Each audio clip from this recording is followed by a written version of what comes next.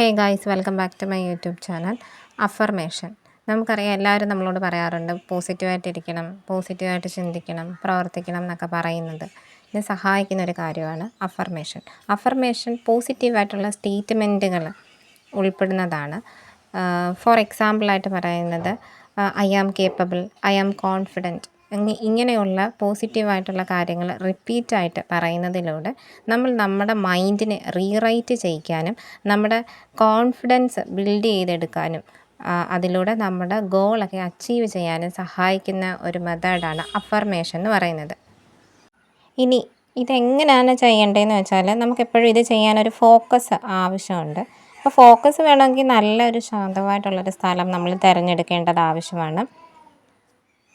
ശേഷം കണ്ണുകൾ അടച്ച് റിലാക്സ് ആയിട്ട് ഇരിക്കാം.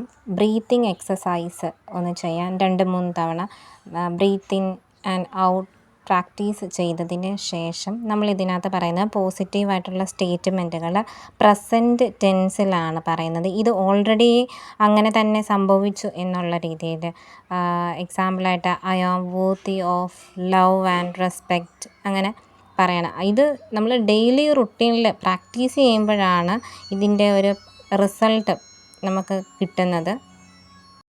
ഈ പോസിറ്റീവായിട്ടുള്ള സ്റ്റേറ്റ്മെൻറ്റുകൾ പറയുന്ന സമയത്ത് ആ ഫീലിലും ഇമോഷണലിലും തന്നെ ചെയ്യണം. Visualisation is most important thing. ആ വിഷ്വലൈസ് ചെയ്തുകൊണ്ടായിരിക്കണം നമ്മളിത് പ്രാക്ടീസ് ചെയ്യേണ്ടത്. ഇത് പ്രാക്ടീസ് ചെയ്യാൻ ബെസ്റ്റായിട്ടുള്ള 2 ടൈമാണ്. ഒന്ന് മോർണിംഗിൽ നമ്മൾ എഴുന്നേറ്റ് വരുന്ന ആ ഒരു സമയത്ത്, അതും അല്ലെങ്കിൽ നമ്മൾ ബെഡ് ടൈമിന് മുന്നേ ആയിട്ട് കേൾക്കുമ്പോൾ ആണ് കുറേ കൂടെ നമുക്ക് റിസൾട്ട് കിട്ടുന്നത്. നമ്മുടെ പേഴ്സണൽ ഗ്രോത്ത് ഇൻക്രീസ് ചെയ്യുന്ന തരത്തിലുള്ള പല കൈൻഡ്സ് ഓഫ് അഫർമേഷൻസ് ഉണ്ട്. പോസിറ്റീവ് അഫർമേഷൻ, റീചാർജബിൾ അഫർമേഷൻസ്, അതും അല്ലെങ്കിൽ റിലേഷൻഷിപ്പ് ഓറിയൻറ്റഡ് ആയിട്ടുള്ള അഫർമേഷൻസും ഉണ്ട്.